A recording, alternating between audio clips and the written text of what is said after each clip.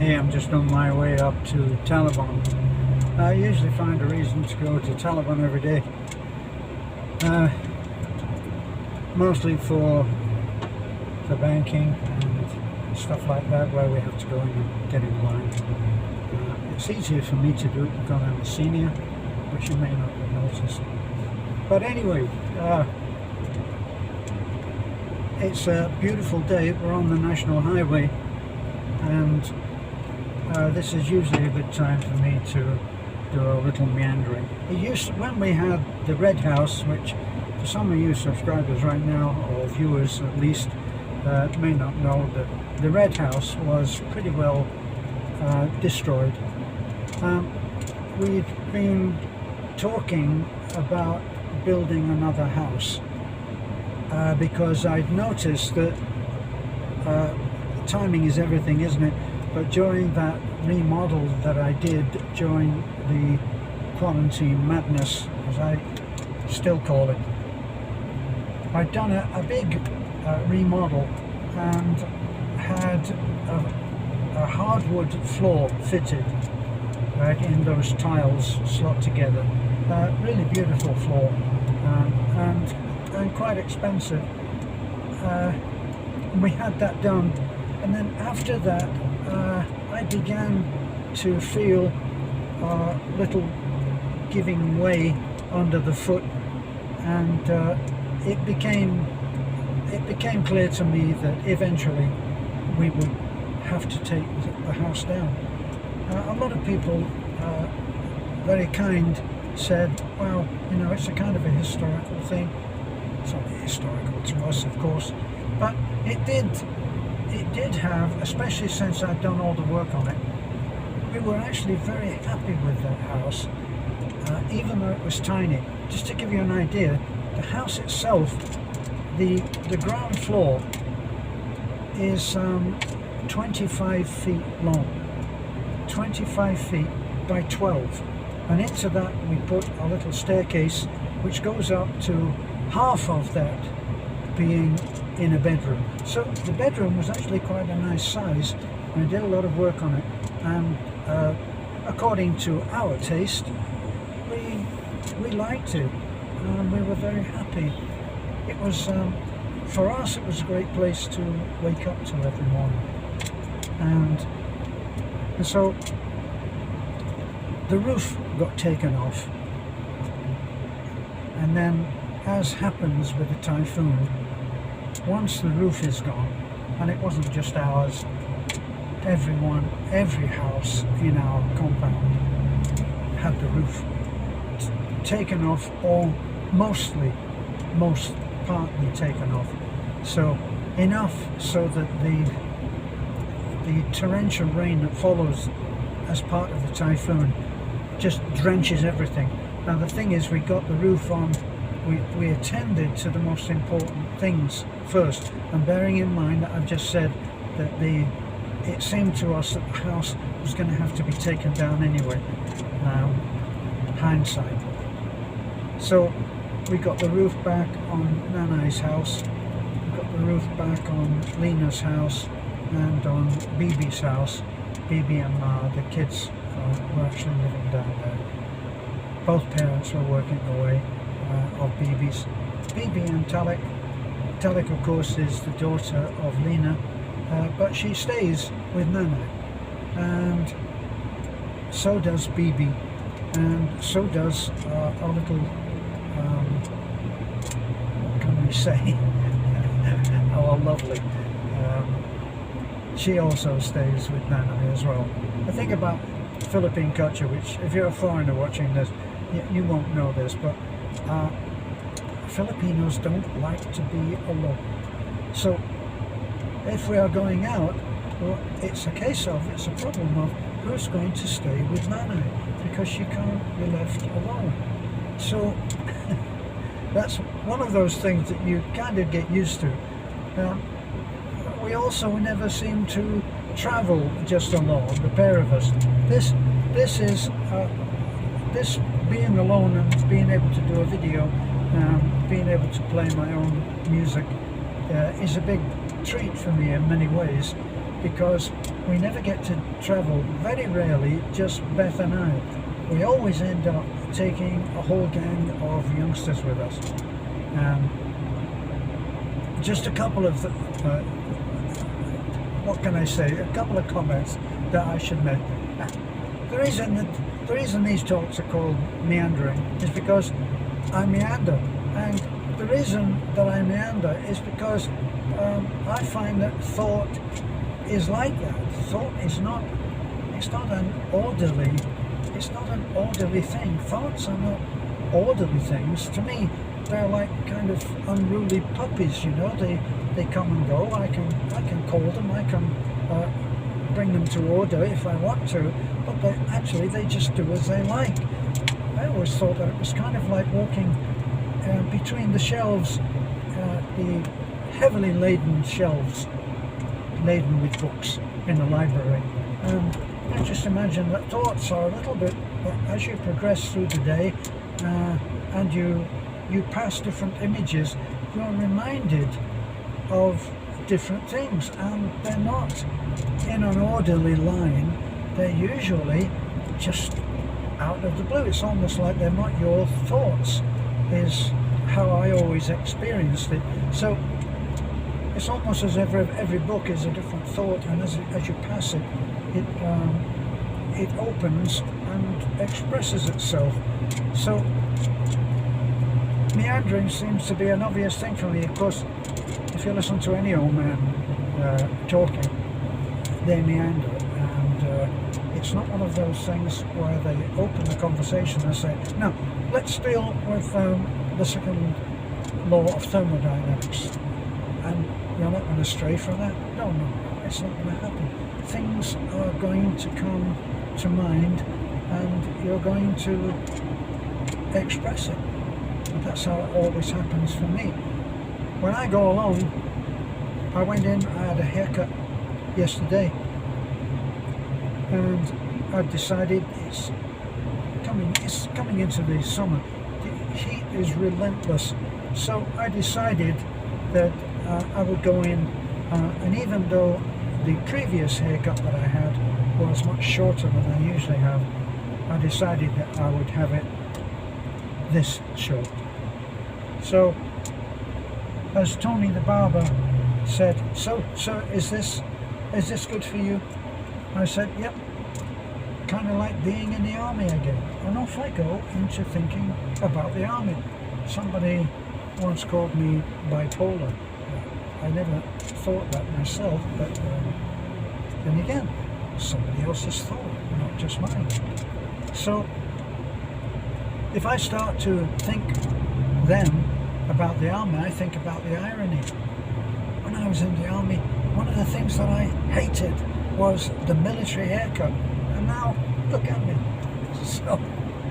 So it's really funny. Another thing that I kept from the army was I don't like dirty shoes. So if I'm wearing leather shoes, they, not so much now because of all the mud, it's impossible to keep anything clean that actually goes on the ground.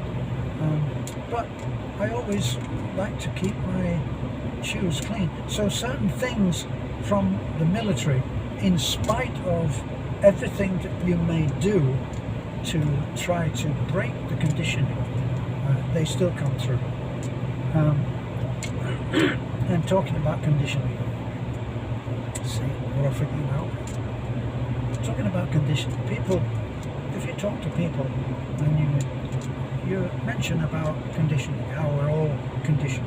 One of the things that I notice from Americans coming in from, especially if they've got heavily greying hair and it's long and it's tied in a ponytail at the back, they're the ones to talk to about conditioning, because they really hate the thought that they have been conditioned to do anything. These are probably guys who drove or rode Harley Davidsons. They're not easily programmed.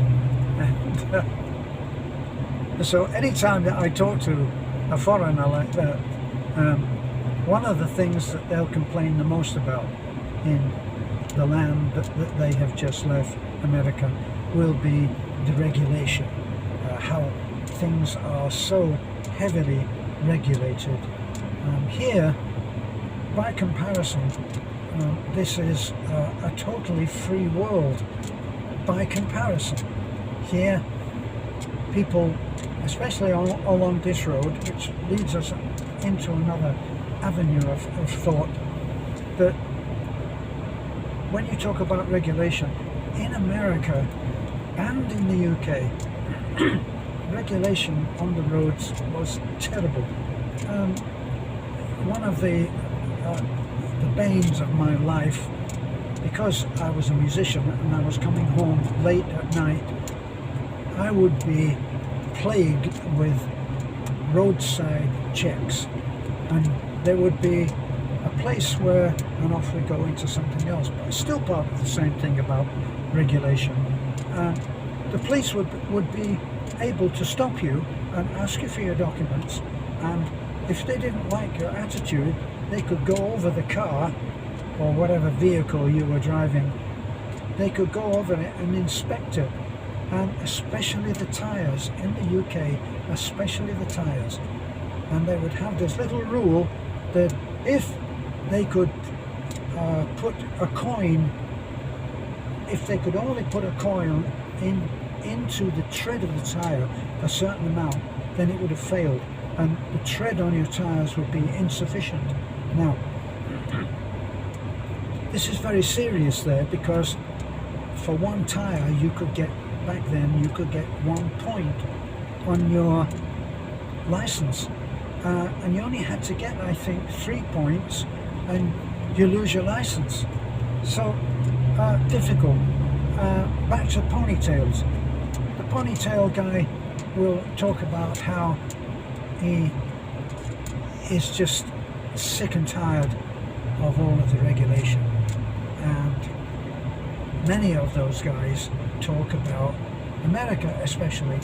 Some of the greatest phrases we use come from America, and well, a lot from Australia as well, but they're of another kind.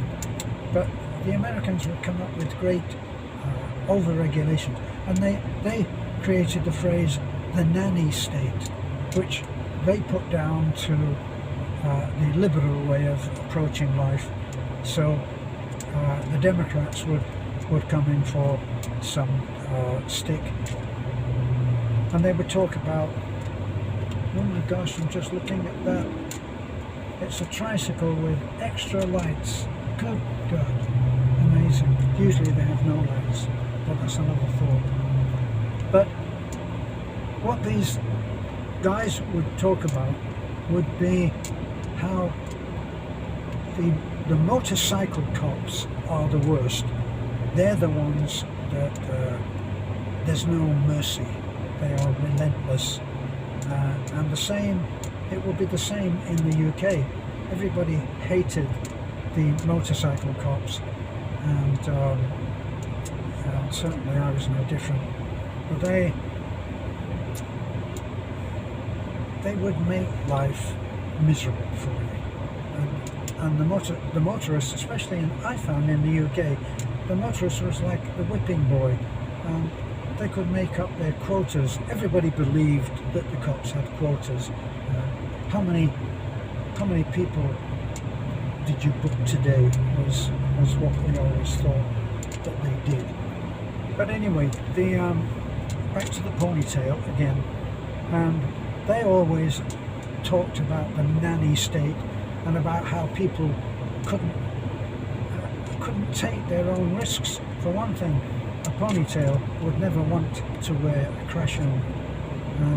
He wouldn't want to have anything. He would want his hair to be blowing free as he cycled along or biked along on his Harley Davidson. And I understand that.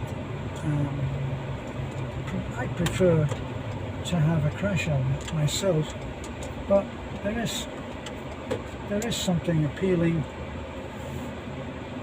about not having a crash helmet. So I understand both sides. Now we're coming into Taliban, and I'll be stopping talking. You need all your concentration, all your focus when you drive in Taliban, because there are so many bikes, there are so many tricycles, and there are so many people who have never had any training, which is another thought, isn't it? I guarantee that if you're coming here as a foreigner, one of the things that you will find impossible to understand is the new rules of the road. Now, the thing is, when foreigners come here, they actually think that there are no rules, but that's not true. The rules are different, and they, compared to the over-regulation, the over-training in, say, the UK or the US, or to a lesser degree I found in Australia when I drove there, and China, you find that the rules here border on madness, and even as far as pedestrians go, pedestrians will walk on the white line in complete defiance of the next 10-ton truck that's coming along, and the 10-ton truck will, or 10-wheeler, will have to move. They will have to be the ones that give way. A girl yesterday, or closed now, a girl yesterday was walking on this side, in other words walking with the traffic, and she was walking on the road with her friends, but she was in the road, and I could not proceed in the same line without knocking her down. So guess what? I stopped, and the girl, a teenager, looked around at me, and through Beth, of course, at the open window, she said to Beth, "Why did you stop?" Yeah, different rules. I'll be back.